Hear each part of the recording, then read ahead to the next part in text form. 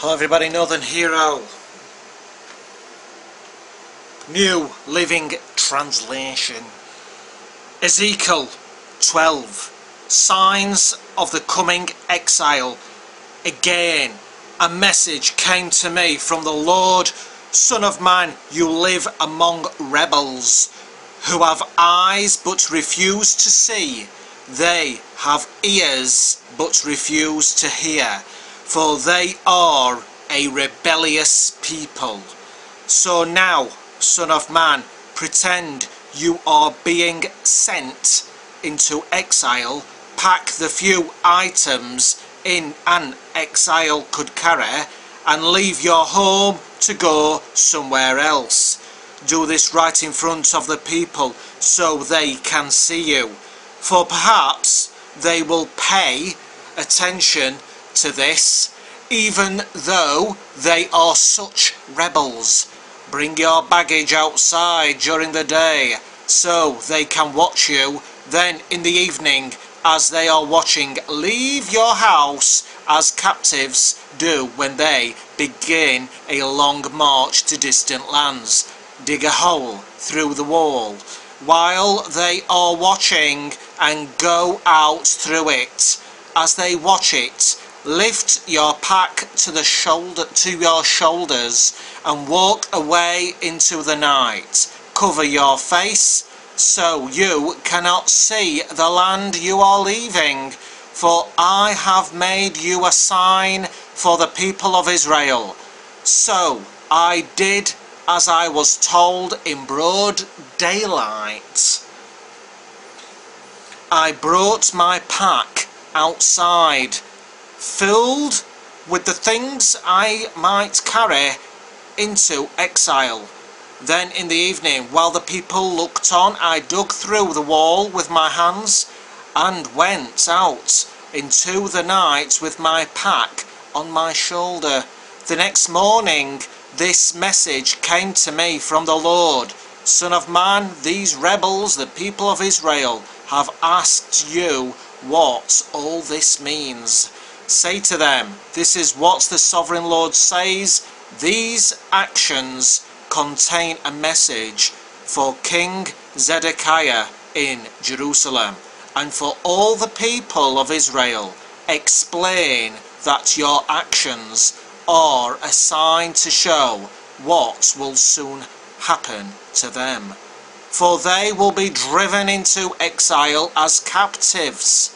Even Zedekiah will leave Jerusalem at night through a hole in the wall, taking only what he can carry with him. He will cover his face, and his eyes will not see the land he is leaving. Then I will throw my net over him and capture him in my snare. I will bring him to Babylon, the land of the Babylonians, though he will never see it, and he will die there. I will scatter his servants and warriors to the four winds and send the sword after them. And when I scatter them among the nations, they will know that I am the Lord. But I will spare a few of them from death by war, famine, or disease, so they can confess all their detestable sins to their captors. Then they will know that I am the Lord. Then this message came to me from the Lord. Son of man, tremble as you eat your food. Shake with fear as you drink your water. Tell the people this is what the sovereign Lord says concerning those living in Israel and Jerusalem. They will eat their food with trembling and sip their water in despair, for their land will be stripped bare because of their violence. The cities will be destroyed and the farmland made desolate. Then you will know that I am the Lord. A new proverb for Israel. Again, a message came to me from the Lord. Son of man, you've heard that proverb they quote in Israel. Time passes and prophecies come to nothing. Tell the people this is what the sovereign Lord says. I will put an end to this proverb and you will soon stop quoting it. Now give them this new proverb to replace the old one. The time has come for every prophecy to be fulfilled. There will be no more false visions and flattering predictions in Israel. For I am the Lord. If I say it, it will happen. There will be no more delays, you rebels of Israel. I will fulfill my threat of destruction in your own lifetime. I, the sovereign Lord, have spoken. Then this message came to me from the Lord, Son of man, the people of Israel are saying, he's talking about the distant future. His visions won't come true for a long, long time. Therefore tell them, this is what the sovereign Lord says, no more delay. I will do everything I have threatened. I, the sovereign Lord, have spoken. Ezekiel 14, the idolatry of Israel's leaders.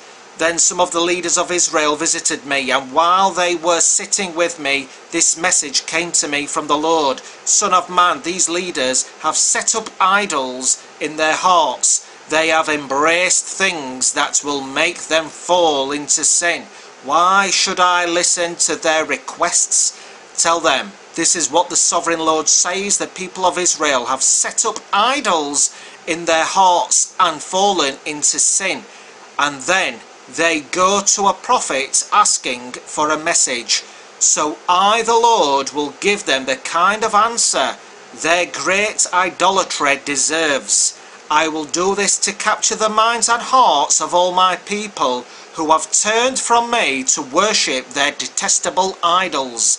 Therefore tell the people of Israel, this is what the sovereign Lord says, repent and turn away from your idols and stop all your detestable sins. I, the Lord, will answer all those, both Israelites and foreigners, who reject me and set up idols in their hearts and so fall into sin, and who then come to a prophet asking for my advice. I will turn against such people and make a terrible example of them, eliminating them from among my people. Then you will know that I am the Lord. And if a prophet is deceived into giving a message, it is because I, the Lord, have deceived that prophet. I will lift my fist against such prophets and cut them off from the community of Israel. False prophets and those who seek their guidance will all be punished for their sins. In this way, the people of Israel will learn not to stray from me, polluting themselves with sin. They will be my people and I will be their God. I, the sovereign Lord, have spoken. The certainty of the Lord's judgment. Then this message came to me from the Lord, Son of man. Suppose the people of a country were to sin against me, and I lifted my fist to crush them, cutting off their food supply and sending a famine to destroy both people and animals. Even if Noah, Daniel and Job were there, their righteousness would save no one but themselves, says the sovereign Lord. Or suppose I were to send wild animals to invade the country, kill the people and make the land too desolate and dangerous to pass through. As surely as I live, says the sovereign Lord, even if those 3 men were there, they wouldn't be able to save their own sons or daughters. They alone would be saved, but the land would be made desolate. Or suppose I were to bring war against the land, and I sent enemy armies to destroy both people and animals. As surely as I live, says the sovereign Lord, even if those 3 men were there, they wouldn't be able to save their own sons or daughters. They alone would be saved. Or suppose I were to pour out my fury by sending an epidemic into the land, and the disease killed people and animals alike, as surely as I live, says the sovereign Lord, even if Noah, Daniel and Job were there, they wouldn't be able to save their own sons or daughters. they alone would be saved by their righteousness.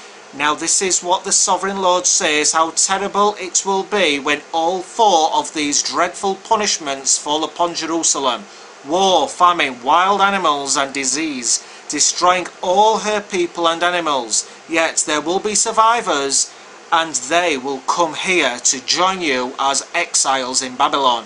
You will see with your own eyes how wicked they are, and